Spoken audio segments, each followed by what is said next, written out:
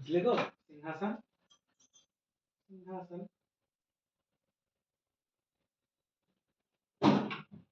দেখছোটা কি গো? ভাবে কি দেখছিস?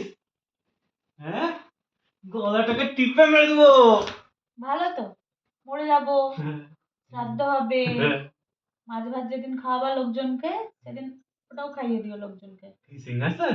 হ্যাঁ, তুমি ভাই মরো না, আমি খুব কষ্ট পাবো, জানো তো? আমি মরে গেলে এত কষ্ট পাবো? হ্যাঁ, এখন যাবো একটু এদিক ওদিক যেতে হচ্ছে, তখন তো অল টাইম পাশে পাশে ঘুরে বেড়াবা। এটা তুমি ঠিক বলেছো। এখন তো এমনি হাতে পাওয়ার আছে, তখন তো এমনি করবো উঠে যাবা, এমনি করবো নামিয়ে দিব।